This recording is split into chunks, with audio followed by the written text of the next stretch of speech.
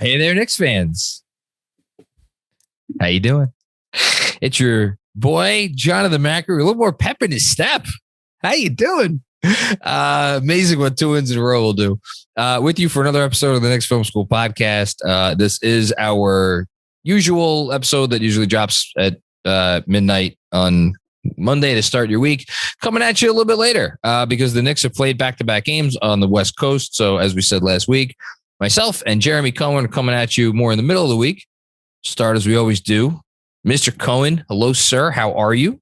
Hey, John. I'm good. As those who are watching can tell, I did move. Still setting up, trying to figure things out. So that's been fun, and I'm exhausted. I'm so glad that we don't have to keep being up until 12:30, 1 a.m. to watch these games. Win or lose, I think the only thing that I really lose is sleep. So I certainly feel for the people who are overseas and ahead in time who have to consistently see these games. Bravo to you. But for me, it's definitely more of an adjustment. So glad that we don't have to deal with that for the rest of the season. I will say this. Andrew, we'll bring in Andrew early here because he has the photographic memory. I am fairly certain the only 3 West Coast games that started, not like 9 o'clock starts, although I don't even know if there have any 9 o'clock starts, but like 10 o'clock or in the case of the Kings game, 10:30, that took place on either a Sunday, Monday, Tuesday, Wednesday, or Thursday. Correct me if I'm wrong. The only 3 were the Warriors game and then these last 2, right? I think so. I'm trying to remember when the Jazz game was. I don't think that was that late. The 10 o'clock. It was not that late. Then it was a 9 o'clock game. Then that's because because it was the same time as on Wednesday or the next day when they played the Nuggets, and that was the RJ game where he got hurt. Yeah. So I will say thank you. And I started the post game show with this. Whatever it was last night, I guess. It's all running together at this point because the 3 times that I have had to stay up until after 4 a.m. to write a newsletter for the next day, they at least won all 3 of those games: the Warriors game, the Clippers game, and the Kings game. The second thing I will say is I have not showered in too many hours because yesterday was Kings game day. So I obviously showered in the morning and then took a little nap, woke up for the Kings game, and then got to bed at 5 or a couple minutes before 5. And I was up at 7:30 this morning, and my day has been hellacious, have not had a break. And so I am coming right into this on how many hours of sleep should I say I'm going on? Because there's the 2.5 hours I got after the game, but I had like a 2-hour nap before. So you want to split the difference and say like 3.5 hours sleep? That's fair. Yeah, that's fair. Okay. Andrew's making the most disgusted face. I love it. I appreciate your dedication as always, John. And I very much hope you get a nap tonight and a shower. Yes. Start there. Start with the shower. Sure. And then actually, instead of a nap, I'm just going to go to sleep. How about that? I'm just going to sleep. Apologies, Dolores. Yeah, it's fair. I think I think we slept next to each other for like a half an hour and then she had to get up and like take care of the kid. So, yeah. Apologies for that half an hour, Dolores, on behalf of the New York Knicks, So, it has been quite a couple of days, but I love, as always, I get such a joy out of reading Andrew's rundowns at the top of this. What a weird team. What a weird team, man. Like what else is there to say? This team, we were like tanking and the headline was LOL last week. And now it's like, they were very close to going 3-1 this week. And John would have won predictions by a landslide in that sense. But no, we get a 2-2 week that nobody except one person predicted. Well, so the week that was, we should start off by saying it did start with a loss to the Sixers. That the Knicks, they never that's the one they never got the lead in, right? They got the lead at home against Philly, and then but they hung around, right, against Philly and Philadelphia. Then we don't have to spend a lot of time on this game, but was the Suns game the worst loss of the season for you guys? Jeremy, you go first.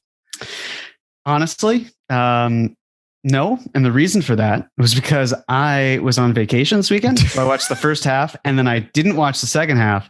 I went to bed and then I woke up in the middle of the night and I saw what happened. And I was like, okay. And then I went back to bed. And then in the morning when I looked at it again, I was like, yeah, that sucks. Okay. I'm going to go on vacation. Andrew?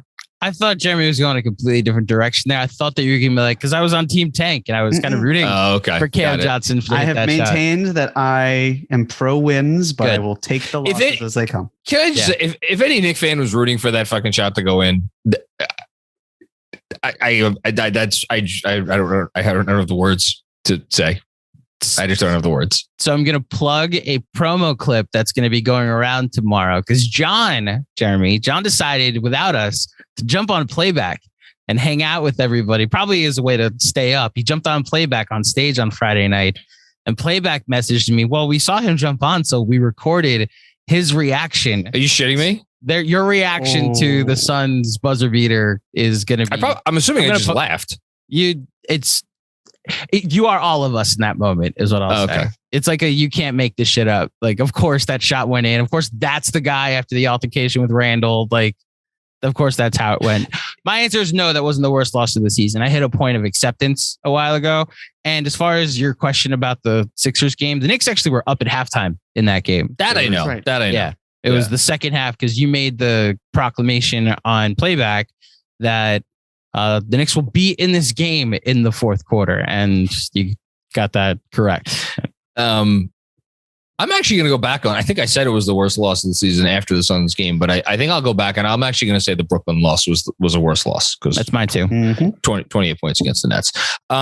So yeah, easily could have won that game, to say nothing of games that happened before the break in which they had large leads, as we just referenced, and then go into LA Clippers. If you would have made, when the lead got down to 12 at the end of the third quarter, if you could have given me even I would have given you odds, I think, and be like, yeah, the Knicks are going to lose this game. Yes, they're going to lose this game, and they end up winning going away, thanks to the young players. We'll talk about that in a minute. And then in I don't know if I will call it one of the stranger games of the season, because like it's the Kings and this stuff happens to the Kings just like it happens to the Knicks. The Knicks end up winning a game going away that they were down by 20, thanks to one Julius Randle, who will also come up on this episode. So yeah, what a weird team. I guess we'll start with like, and again, I still feel like we're in this weird twilight zone portion of the season where like cognitively we're all smart enough to be like the season is over, but like, you know, couple of wins, it gets the old juices flowing again. Like Jeremy, I'll turn it to you. Like, where was this a good week? And if so, why? Or if not, why not? Just when I thought I was out, they pull me back in. It's like, that's how I feel about this team. I'm mad about this week. And you're mad about it. Well, no, I'm happy. Don't get me wrong. Two is great, but at the same time, it feels very bittersweet to me. And that's fair. Yes. That is because I look at this team and I keep thinking this team should be playing at a better rate than they have this season. And that's the annoying part. It's that this is a better team than what their record is. Yes. And the fact that we've gotten to this point and it feels like a lost season, and maybe that's why the losses don't feel as bad. The wins feel just fine because they're not going to tank. What is tanking? They're already playing the younger guys. A lot of it is also due to health, but I'm sure Nerlens Noel, if he wanted to suit up, they could make something work, but they're doing what they feel inclined to do. And yet, I just think about various comments, right? Like about how the youth was said to be blowing these leads, and yet they're the ones building them. It was one comment. Well, I was saying another comment, the whole idea, 1 second, about this is the best that we've got in terms of the PG rotation. And then you get someone like an Immanuel Quickley out there who is able to do things, because if you're RJ Barrett and you're excelling, what do you need? You need someone around you who can run the point, who can operate in half court, push it in transition, pull up, spot up, who can, do all of those things. That is Immanuel Quickley to a T. Mm-hmm. And it's seeing him prosper. That's like, this is wonderful. I'm so glad. And at the same time, I understand it may not have been the same Quickley because he was missing shots. His game was still pretty consistent. It just is magnified when he misses or makes. But it was just like, this is a team where you lean on the younger guys, you're going to see more effort. You're going to be able to sell something to fans like me that there is excitement and there is joy here. And maybe instead of this older veteran team that is floundering and can't do anything, you got a young team on the come up that's exciting and that's doing things. And it's gone. It doesn't. What happens here on out happens. I'll be happy with wins, but the losses, the blowouts, or the blown leads, excuse me. I mean, there were double-digit leads in 11 of their last 13. They're 3-8 in those games. Yeah. And it's just like, it irks me because of the fact that it doesn't have to be this way. And it is. And I've accepted that. And that's fine. We can move on to the next season. But it's also why I imagine that next year, there's a bit more of a, I expect them, and I'll say this now, knowing this can fully change because who knows what this team will actually look like in 8 months or so. But I expect them to be closer to what we thought they were going to be, which is around a 500 win team that can actually compete and show effort and isn't going to dog it in any capacity. So I'm thrilled that they had these wins. I mean, the butterfly effect obviously doesn't work quite this way, but could have been 3-1. And yet I just think about the rest of the season and it disappoints me. So shockingly, I will push back a little bit on this. One, can't get those. I remember a lot of seasons here. And again, I've said it before and I will say it until I'm no longer able to speak. Under a lot of Hall of Fame coaches, came with a lot of glossy resumes and accolades, who coached this team, and they never got double-digit leads because they didn't give a shit, weren't prepared to play, weren't instilled with a game plan that allowed them to compete, and arguably had more talent than the team that is on under the tutelage of Tom Thibodeau this year. And this team did come out and get all those double-digit leads and did blow them because, as I'm not going to argue anymore, and as I've said since we did midseason grades over a month and a half ago, I don't think Tom Thibodeau has coached a great season. I think he has made mistakes. I think he has, but there has been things he has been improved on or has been improving on recently, perhaps because he is forced to, because injuries have pushed his hand. And so that needs to be noted. But I'll also push back on the notion that they've dogged it. Certain players, maybe one in particular more than anybody else, have occasionally dogged it this year. And then you have other guys like Evan Fournier and like Kemba Walker who just got exposed. The thing that I'm going to take from this week, and shout out to New York Basketball Twitter account who tweeted this out because it did not occur to me until after he tweeted it out, was that the Knicks are the only team in the NBA this year to have 4 guys score 40 points or more. And you look at that tweet. I saw that tweet, and the first thing I said was like, man, this must be what the front office envisioned, right?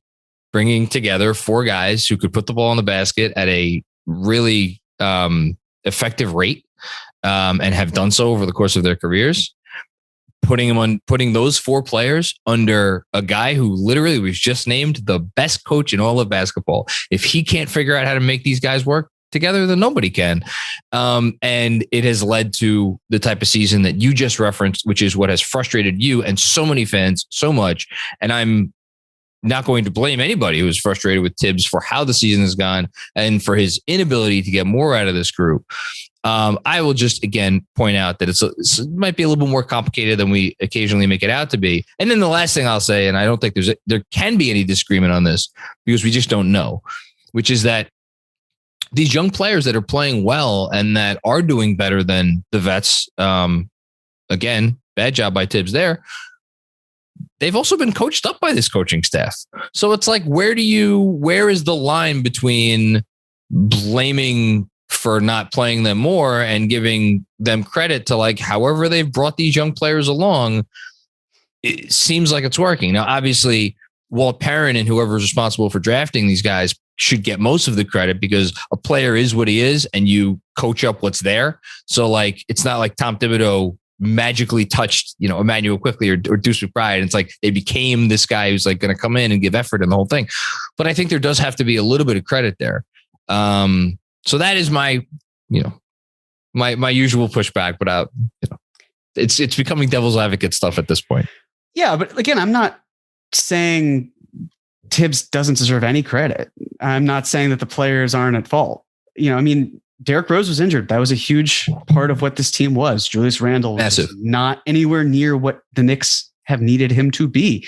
No. There are plenty of reasons, but we've had conversations in the past. And one of your main points has been look at what the front office gave Tibbs. Look at the point guard rotation. Yeah. And it's doing just fine without Kemba Walker. And and without Derrick Rose for that matter.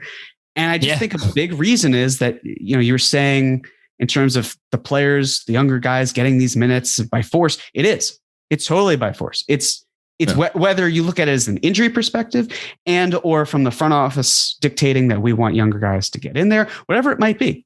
It doesn't matter. Tibbs took this long to come up with these combinations that are working for him. And to me, that's actually like... Guys are better though. Like RJ is a better playmaker today than he was 2 months ago, than he was 4 months ago. I think Immanuel Quickley is starting to come into his own after very up and down stuff, trying to become more of a point guard. And now here we are. So like, again, there's gray area even here. But again, I'm not trying to diminish what Tibbs has been able to accomplish. Even Quentin Grimes said the environment of having to go out there and practice and win your role, that's important. That matches who I am. I respect that 100%. That's why with Tibbs, it's not just like this dude sucks, get him out of here. It's much more nuanced than that. Obviously. It is. It's just when you look at it and it's like you had your moment with Kemba. That's what you did with it. You can't go back. You couldn't have handled it better. You brought him back into the fold. No, you couldn't have handled it worse. Right, exactly. Couldn't have handled it worse. And it's that kind of thinking where it's like his own stubbornness, it finally is rewarding him, but it's not because of any moves he's made. It's been like, again, with COVID, right? We saw some of these younger guys go off. They were doing it and the other guys were out. It's not like he chose to insert them into the lineup or into the rotation. I give him credit for the combinations, for leaving guys in there. I don't give him credit for the fact that he took Cam Reddish out when he was doing just fine in that Phoenix game, brought Fournier in, and the game. I killed him that night for it. And I got some pushback on that, and I killed him for it. For sure. It's just, that's the sort of mindset where I think about an addition of a point guard, another coach, not blowing leads. And I think, where is this team right now with, Charlotte, Brooklyn, Atlanta, all, doing the best they can to, back their way into a play-in spot. And I can't help but think about where it might be. And it's fine. The reason it's fine is because the light at the end of the tunnel is you're basically saying, this is our last year to try to get a lottery pick. And we're fine with that because we can use as an asset, whether that's via trade, whether it's getting a player we really want, whatever it is. But it still hurts to see this team doing everything it does. And it's like, well, they're doing well at the end when expectations are much lower, not because of coaching, but because of the circumstances. I'll say this. If they do mess around, and by the way, as we're recording this, the Hornets are 40 seconds away from losing to the Nets. The Knicks have 2 games remaining against the Charlotte Hornets. They have a game remaining against the Atlanta Hawks. I listen, Andrew, you're laughing. It is my duty to report the facts. These are the facts, right? Are they not the facts, Andrew?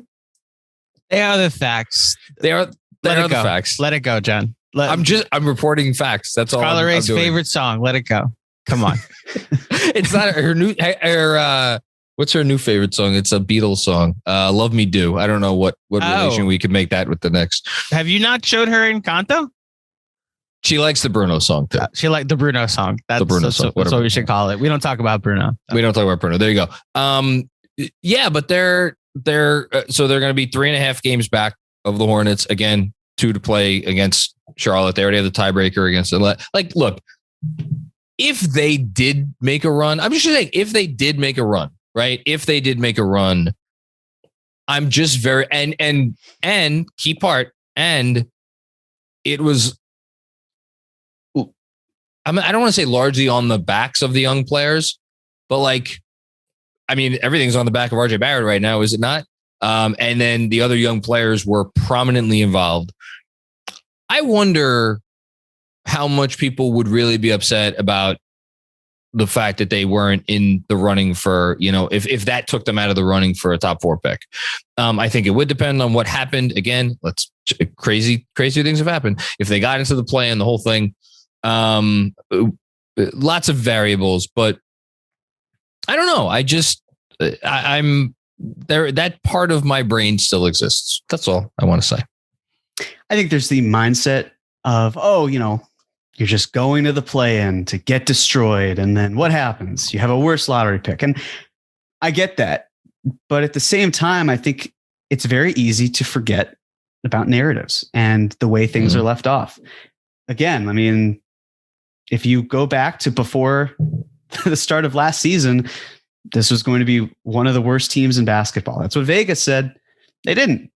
That didn't happen. They made the playoffs, and we were thrilled. And we're talking about this team and how they're on the come up. And yeah, of course they were figured out in the playoffs, but you can retool it. You can talk yourself into it. It's great. They're disappointing. Now the whole world thinks feels like this team sucks, and they're underachieving for sure. They are, but it's not like they're not going to improve when you see that there is the young talent and time is on their side.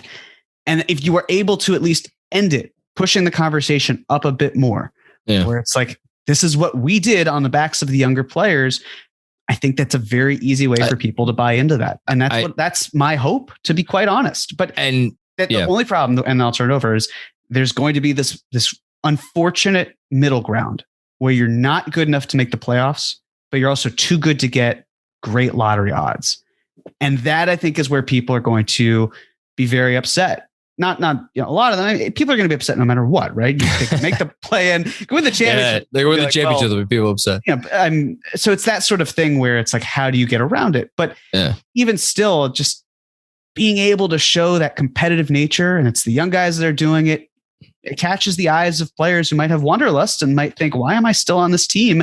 I could be elsewhere, and that's the path that I have. They are of an age where I could really be interested in doing that.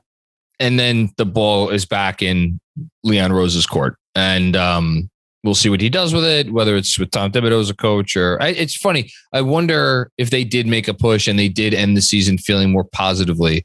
I wonder if that would almost, this is going to sound crazy, I wonder if that would almost make it easier to let go of Tibbs, where it's at least, Leon could go to him and like, look, you could leave on a high note. Say you're you're transitioning to a front office position, whatever the case may be. I have a feel. I would be surprised if they did make a run and like made the play in, if that were to happen, because Tibbs is a sociopath and like all he wants to do is coach, and that's what's in his bones. Can I give you a fun stat that I found before?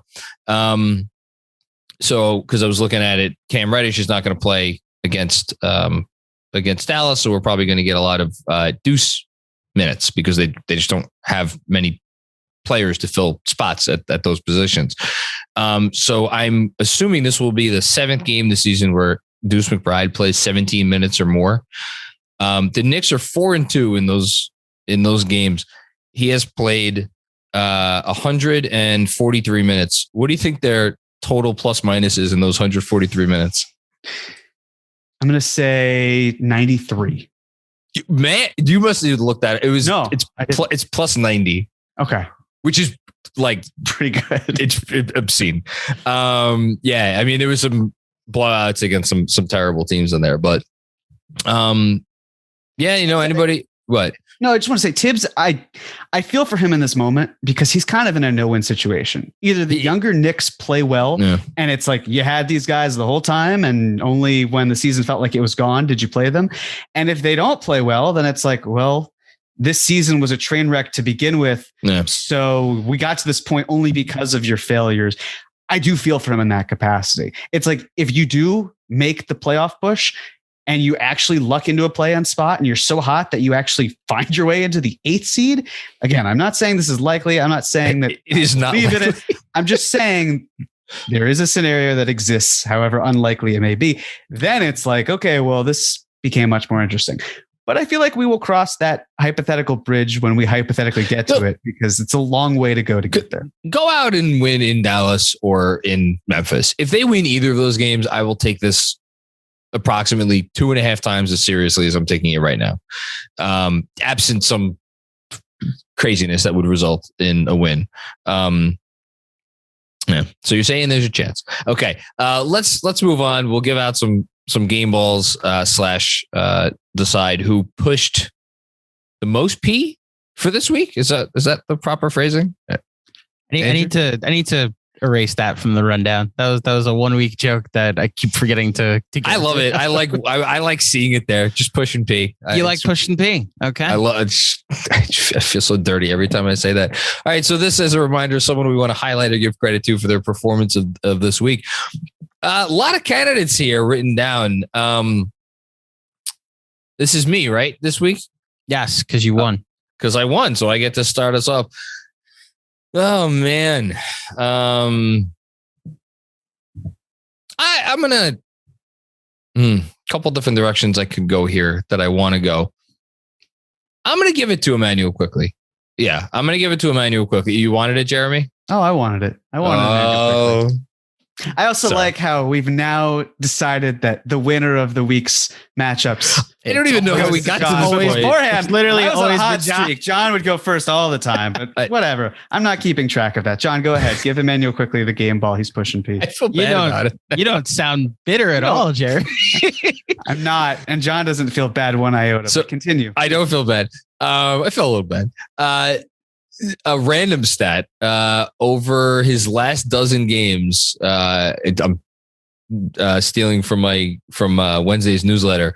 Over his last dozen games, amongst I think it's 80 something players or 70 something players, maybe 75 players in the league under 6'4", who have played at least 20 minutes. Again, last 12 games played at least 20 minutes. Immanuel Quickley, 3rd in the league in rebounds per game, which is just crazy. He is rebounding at an obscene rate, which is just one of the things he's been doing really well. He's letting the game come to him after it seemed like the game was overtaking him for large portions of the season. It is so great to have Quickley back playing with joy, playing in a way where anytime he steps foot on the floor, you feel like good things are going to happen. And that's because they usually do, recently, at least when he's been out there.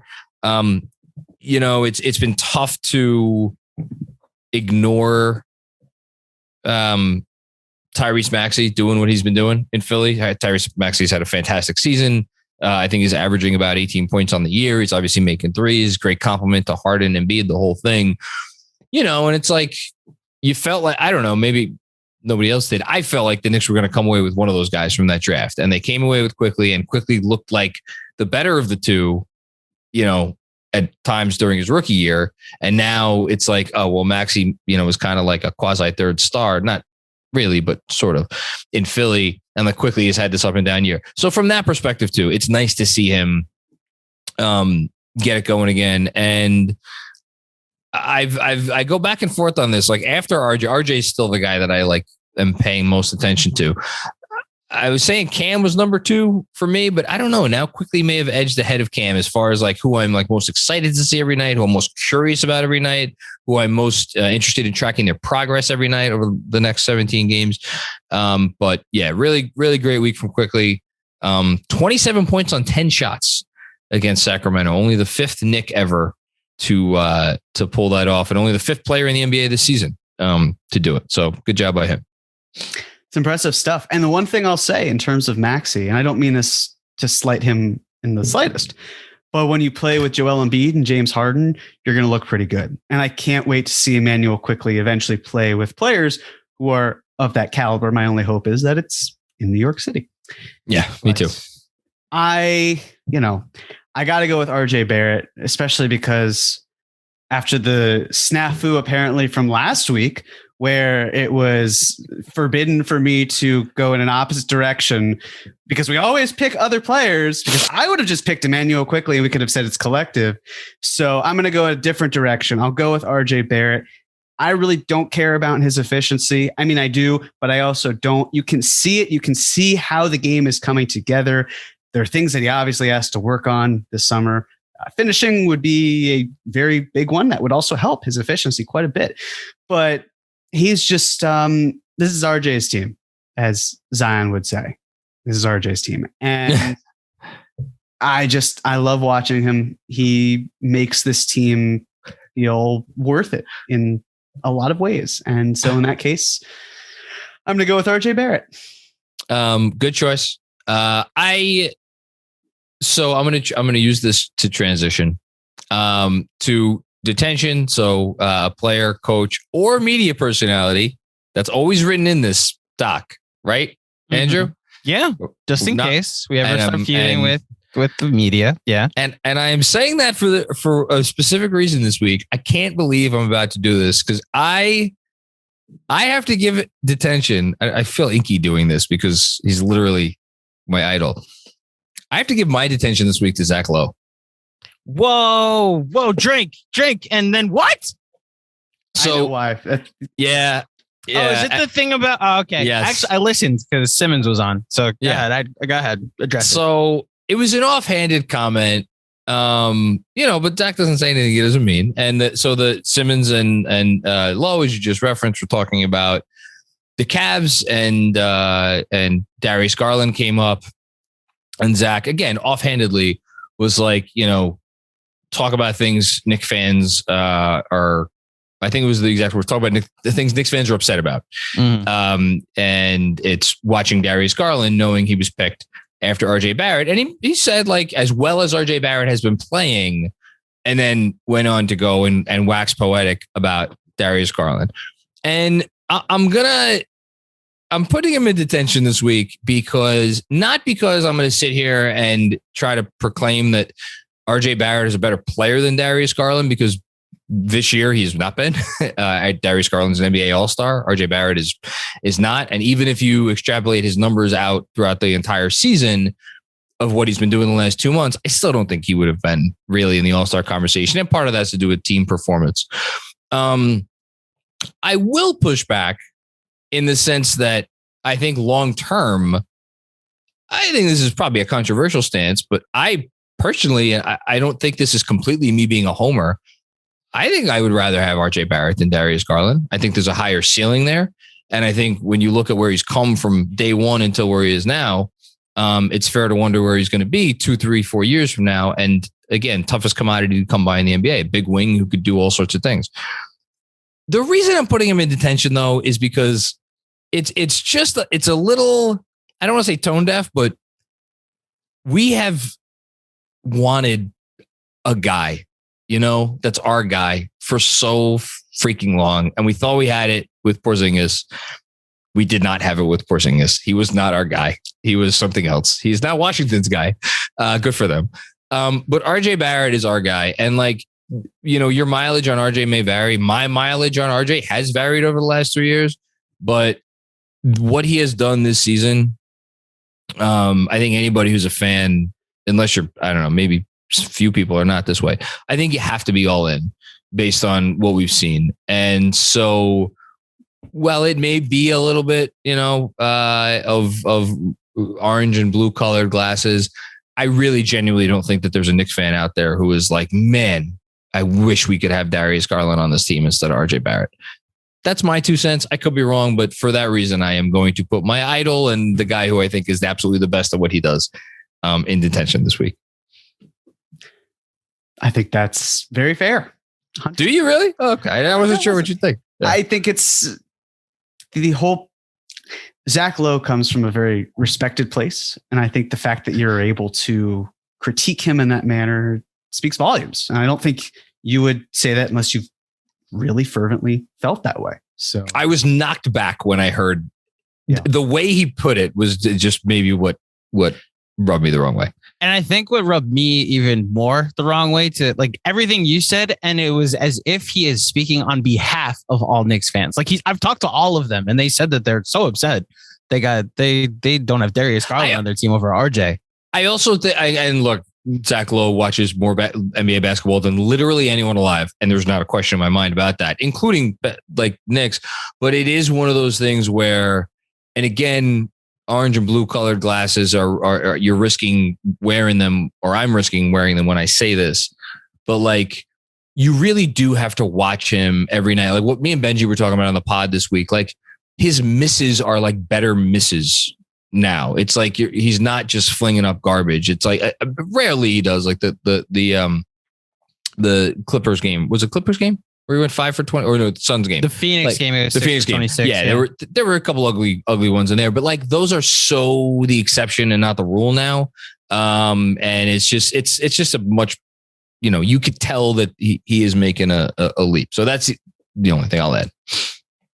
Wow. Okay. Sorry, Jeremy. I took a while there. That's okay. For me, it's actually tough to figure out detention because I talked about Tibbs. I've had him in detention before. I could throw him in there again, and I think I could find a valid way to do it, but I'm going to ease up a little bit this week. I think Evan Fournier, who's also deserving. I mean, I think you could even say outside of maybe for 1.5 for 1 3/4 games, Julius Randle, who I praised last week, could be in detention. It's really tough for me to figure something out. And I'm almost inclined to also go the ESPN route of that article that came out. I mean, it feels like it was ages ago, and yet it was still from last time that we spoke in terms of, but even then the article itself wasn't that big of a deal. It was the headline. And like this is the worst or the furthest as far away as the Knicks have ever been. Right. So I guess this is what my detention will be subscribers to the notion that is the case, because like physically speaking, I know this feels like a cop out, but we are closer in time to where we were than 2 years ago. Just that's the way time works and everything. But even when you throw out that little gem, it's the sort of thing where it's like, again, you see RJ Barrett and you see what he's able to do. And how the Knicks did just make the playoffs last year. And when you see Julius Randle have these highs where even if he's not destined to finish out his career here, and maybe he is, but I will believe it when I see it, finding value in some way. And even if it was an old administration, it doesn't matter. The way that Randle was able to take that next step under Tibbs in the first year and the team coming together. And just the mindset of being trapped in the moment and not being able to understand the inner workings of everything that's going on and how much time it really does take to build something. And I see players like Immanuel Quickley prosper. And then I think about a lot of the fans who just were out. They were out at a certain point. He's not hitting shots. I'm done. Get rid of him. Bust. Front office doesn't know what they're doing. The scouts don't know what they're doing. William Wesley, he's in Dolan's ear. He doesn't know what he's saying. All these things that are just popping up because people just like to say shit. And that's fine. They're inclined to say that they have every right. I also we're not spoiled because we don't have a good basketball team, but it's almost like a jadedness or like some sort of feeling where it's like we keep saying we want to see these players develop, and yet the ability to stay patient is gone from a game to game, play to play standpoint. We say we want to see this team develop, but we don't have the patience to do it. Development is messy. Right. It is. Same thing with how the team has worked. Success isn't linear. There's a reason why the Knicks made the playoffs last year, and they're not probably going to do it this year. It's not linear. And it's almost like we can't, and I say this collectively, we can't find a way to just take a deep breath and look at everything going on and assess. It's got to be in the moment. Oh my God, everything's on fire when things are going wrong. And when things are going great, it's either great or we find other things to critique. And again, that's fine. I respect the approaches for how one wants to do that.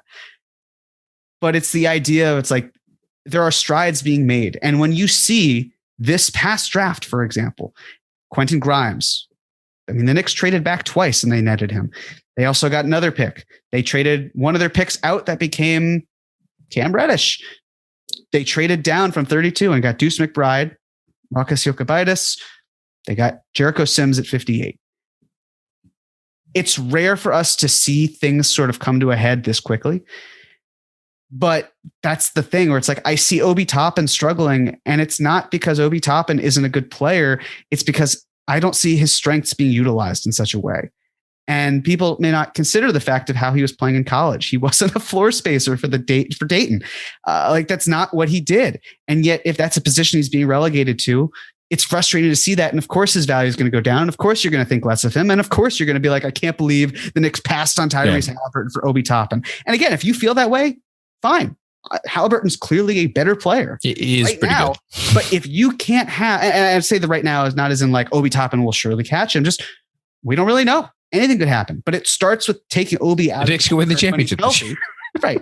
And being able to have him in an environment where maybe he's a small ball five. You know, maybe he's doing things where you space the floor and have him be someone who can pop out for a three if he's able to do it, you know, making more plays, getting more creative. It's hard to do that. And when you don't use these players right, everything gets messed up. So I guess to kind of put a bow on it, it's not so much the non-believers, it's those who are just kind of selectively choosing what is great, what isn't, and refusing to acknowledge that things are trending in the right direction, just for the sake of wanting to whine and moan because that's just what your life calls for. Maybe, I don't know. But a good transition, because before we get to predictions, I did want to address very briefly. So what you just described very, very aptly and succinctly is fandom, right? It is, you know, it's like everybody who does this, I think, can kind of, or is in the world, whether you cover sports, whether you play sports, wherever, it's like, you know, we're all fans and like, but in different capacities. So we haven't mentioned Julius Randle yet on this episode, and that's not intentional. We probably should have said something about him over the course of the last 45 minutes, because he did just get a career high. Good for him. Great performance against the Kings. But I tend to think that we like to cover things on this show that most Knicks fans are like most actively interested in. And in his career high is like, good for him. It was nice that he hit shots for a night. It's not changing my life. The thing that preceded it, though, that night, with his wife, Kendra Randle, going on Twitter and essentially calling out CP, our friend CP, the franchise over at Knicks Fan TV, for I don't want to paraphrase what she said, but basically casting or blame on him and others like him. I'll raise my hand here for, you know, basically making life more difficult for players. Look, I'm not going to talk about this for very long because, quite frankly, I just don't care. I will just say that fandom is messy. It has always been messy. There are boundaries you don't cross. There are lines you certainly don't cross. And that those lines, I think, do change over time. And I think what is maybe acceptable, or what was acceptable 50 years ago, you know, may not have been acceptable 20 years ago. And what was acceptable 20 years ago may not be acceptable today.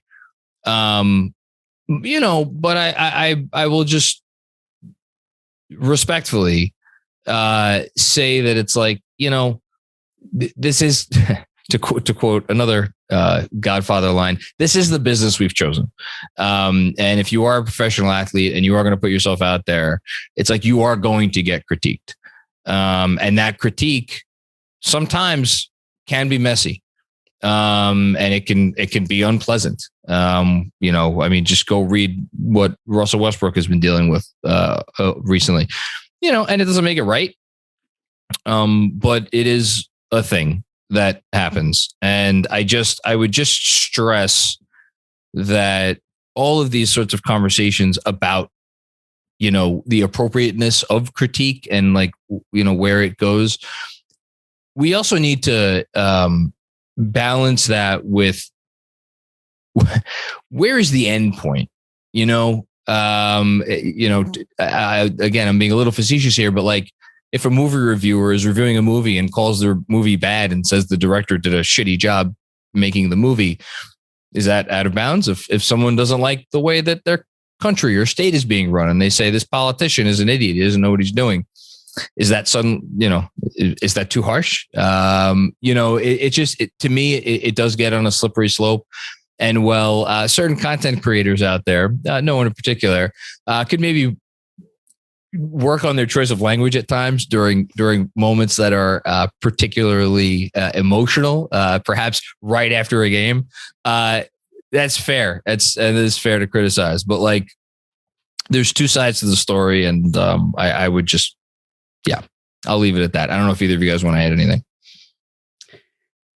So, I mean, it shouldn't even have to be said, but family should always be out of bounds. Goes without saying. Every single time. Yeah. Like I even think of the Eli Apple situation and his mom tagging in, and it's just like, again, it just gets messy. And it's this very fine line, because it used to be, obviously, when you could critique a player, it was before social media, at least. It would be in the newspaper, it would be on TV, or it'd be amongst peers, friends. Maybe you'd write a letter if you were that outraged, but you'd have to go through the hassle of writing a letter and sending it to the player and then hoping that they read it, which they probably... Or you just go boo. Yeah. But now, you tag someone, you say what you want, and it receives them instantaneously. And this weekend, so I went to DC for the weekend, and I wanted to go see a basketball game, but I didn't get the opportunity. I was walking around the street on Saturday, and I see this really tall guy, 6'8" easily, had a mask on. I did a double take. I thought, I know this person. I know who this guy is. And I realized it was DeAndre Hunter. Oh, wow. And wow. I just like, I gotta talk to him. I mean, like, I ran into DeAndre Hunter. I want to say something. And of course, I'm looking at my phone because, like, how could this actually be him? And sure enough, the Hawks aren't playing in Detroit until Monday. So that's probably him. And his strides are so long that he's pretty much 2 blocks away. And I say, screw it. I know I'm running late for something, but I actually want to go side him. And he knows I'm following him because he saw me do the double take. And I could tell that he's like a little uneasy at the fact that there's someone who's going to talk to him on an off day. And I finally catch up with him, and I just said, DeAndre, and he turned around and we chatted a little bit. And again, he was just enjoying his day, walking about. We had a very nice conversation. I mentioned that I happen to be a Knicks fan and kind of crushed my dreams last year, but I respected it, and asked how healthy he was and all these things. And at the end, he said, yeah, I'm just, trying to walk around, explore the city. And I said, I don't mean to bother you. I'll let you go. And it was very cordial. It was a really cool opportunity. I'm glad that I did it. And yet part of me also is like, the guy was just enjoying his day. Why did you have to go and interrupt him? And then everything with Kendra Randle came to surface. And I thought about how last year around the playoffs, I tweeted something about how RJ Barrett is a better option than DeAndre Hunter long-term. And that's how I certainly feel. And it was nothing inflammatory, right? I mean, it's just talking basketball. Yeah. But it still dawned on me, there is so much of a human element.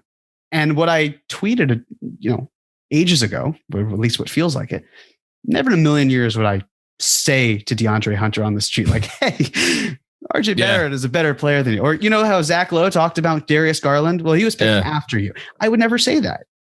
And the truth is, we most of the time wouldn't do that because there's a barrier here. And it's really tough because it feels like a toxic relationship with Julius, because we want to love him. And then he gives us reasons not to.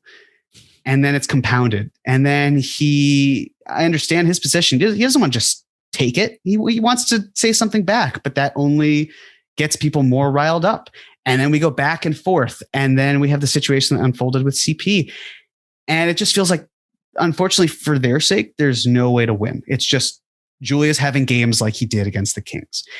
But I agree with you that there is a slippery slope where we're not necessarily, I want to choose my words especially carefully. It's not about attacking a person. It's about criticizing a player. And I think that there has to be a boundary that's identified between the two. And yet I know for a fact that if my loved ones saw me getting dragged through the mud, they'd want to say something too. So I totally see where, she or Nina Westbrook is coming from. It's just tough all around. But I think and like you see it in the post-game chats, right? The instant reactions, fire Tibbs, trade Randle, do this, do that. It's all gut reactions that happen. And that's what social media is just built that way. We're not going to be able to really change our mindset, but maybe we collectively can just kind of goes back to a pre-show conversation, but with empathy, just a little bit more empathy as we go our day to day. If you are angry and you want to tweet something negative, you could just draft it and then you could delete it, or you could tweet it. But if you tweet it, just consider the ramifications that come with the tweet. I think the same goes for me as well. Yeah. No, it's very fair. The solution is always just do away with all social media. And on that note, can I take my victory lap now? You can take Go ahead. Victory lap. Okay. We're at predictions where, yes, I won. I got off the schneid. I had lost 5 in a row, right? It was bad. 5. Yeah, you were 6-11.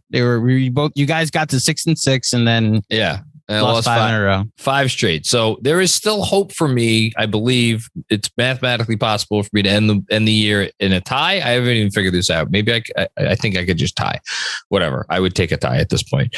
But I did win last week because I did predict 2-2. So now for this week, I get to go first. And it's an interesting slate of games. And it's going to give me definitely a difficult choice. So our playback game of the week tonight, as you're listening to this, at Dallas. Friday, 8 o'clock, that's at Memphis. That's NBA TV. And then Sunday afternoon, 1 p.m. ABC, Knicks in Brooklyn. And that concludes their, 7-game road trip, right?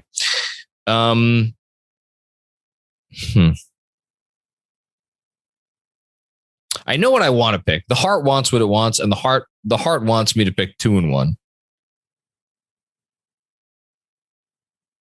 I'm not going to do it. I'm going to take 1-2. I am going to leave it to you. If you want to take 2-1, take 2-1. And if they go 2-1, I will be the happiest person alive to have lost this week and conceded the season to you. But I guess I'm covering my bases here, so I'm going to go 1-2. 1-2 is the right call. I would have taken it. Yeah. So, but hey, I thought 1-3 would be the right call last week, and it was not. So, this is trickier for me now. I'm very curious to see what you do here. So, Dallas is rolling on full cylinders since the Porzingis trade. Brunson, if in case you missed a tweet, so we're all on the same page. Apparently, Brunson's going to play. Yeah. Right. Of course, because it's the last opportunity for him to play against the Knicks. So he's got to do it. And you got Memphis, which is also great. And then you're playing Kevin Durant. And I fortunately have a little bit of cushion room here. So if something goes wrong, I can take it. 0-3. Yeah. Wow. Okay. Interesting. It had to be. I can't feasibly. I understand the last 3 games were very competitive. I can't go 2-1. I just it's really tough. It's smart. Take my chance on them losing all 3 than winning 2. Unfortunately, I'd argue Jeremy's in a better spot. That's fine. I think that that's fair. I actually think that 1 and 2 is the better spot. Well, because if they win, then if they win, they get all win, and you're able to experience it. But but they're the last 3 games, or the last 3 games they played, the Suns were significantly shorthanded. There's no shorthanded team. Well, I guess technically Brooklyn is shorthanded. I'm gonna go ahead and guess that they will be. If I had to put the lines at it right now, I put 7.5, maybe 8-point underdogs in Dallas, maybe closer to like 9.5 in Memphis, and then Brooklyn. I don't know.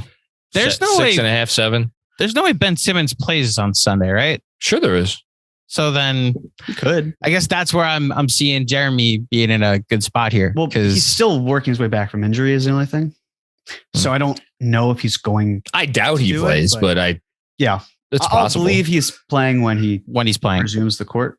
But Kevin Durant, it's kind of hard to stop that guy. Yeah. And I guess you have Julius back in Dallas where he's from and likes to put on a show. So that's in Jon's favor. Listen, I'm going. Listen, I really did toy with picking 2-1, which would have been insane. But in any case, okay. That is it. Andrew?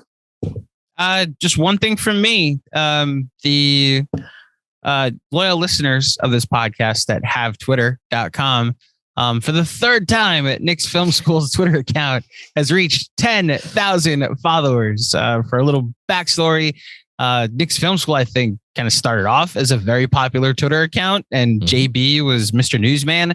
And then he and Jon had a collaboration, and the podcast got started, and the newsletter got started, and JB was like the king of aggregation.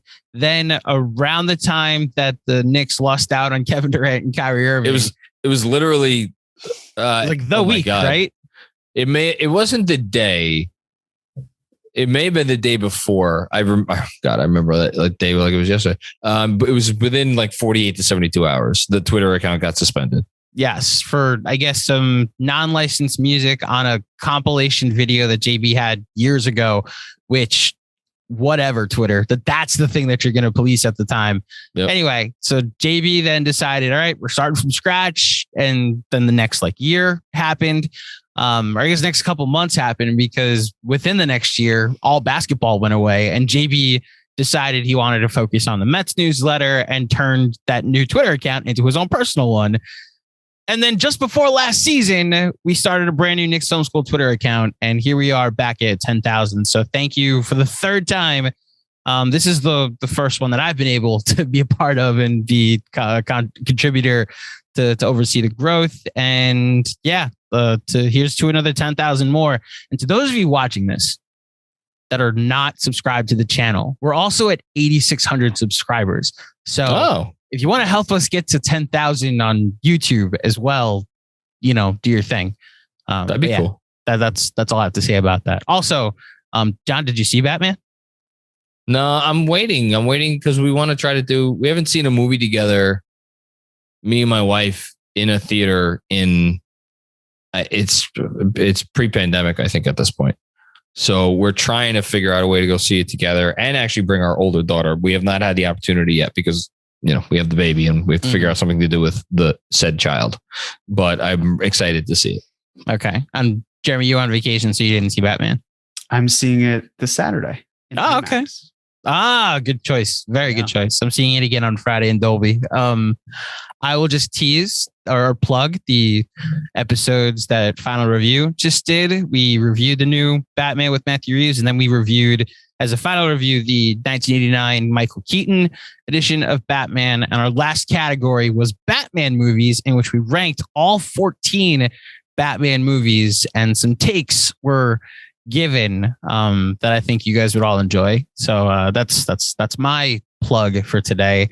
And well, hopefully another successful weekend or couple days in Knicksland, and maybe even another continuation of Jon being able to make the predictions game close. Claw his way back. Yeah. And I didn't add anything. Just don't be an asshole. That's the biggest takeaway I can give. The biggest thing from this season, I think, that I've tried to convey both to Jon and Jeremy, as a producer, but also just as an understanding for how we follow the team. Fan is short for fanatic. We get it. You're going to be passionate in the moment, but these are people. And that's the bigger takeaway from, as Jeremy was saying about social media. People used to get hate mail all the time. All those documentaries about Russell and Wilt and Kareem and the Fab Five. There's always that section of the documentary of hate mail. This isn't new. It's just now we get to see a reply back to us, a direct sent letter on Twitter when we see it happen. So look, criticize away. Just, there's a line that we just don't want to cross. So if you are one of these Knicks fans that has been sending death threats or inappropriate comments to family members. Who sends a death threat? Like, according to Nina Westbrook, idiots. Listen, DMs are private, and there's also a thing called Instagram. So if you're posting a video of like, oh, look how great my kid is, and you're like, your husband sucks, like it's anonymous too, so you're able to get away with it. Yeah, that's the big rule. Big rule. Don't be an asshole. That's all I'm asking everybody to do. Criticism's fine. It's been happening forever. As CP said on the show last night, this is sports talk. It's been here before, and it'll be here after Julius Randle. Just keep it respectful. Very well said. I have nothing to add. Jeremy, thank you as always. Thank you, John. Andrew, thank you. John, you're welcome. And thank you everybody out there for checking out another episode of the Knicks Film School Podcast. I got the Mavs post game coming your way tomorrow. And on we go as we march towards the rest of the season. Andrew, do I want to ask you what that face was that you just made? No, sorry. My buddy, I can actually probably put up to the camera. My buddy just got can you see it? It's a Jordan and Pippen trading card of them holding 2 trophies. I don't really know what that is. So sports cards, people collect them. I know physical sports card. That doesn't look like a physical sports card. It's in a case. Oh, it's in a case. Okay. Yeah, he sent it off. He got it minted. And so this is a high quality thing. And that's why I looked at it. I was like, whoa, you're able to get one of those. Sorry. I did not mean to interrupt the show. That's fine. That way. No, I just was curious if there was any news I needed to work. Okay. No. Don't forget baseball's still dead. Don't worry. Baseball's still dead. If you dig the show, subscribe, obviously. But also feel free to drop a 5-star rating, positive review. Those things help us out. Until next time, we will talk to you soon. Take care.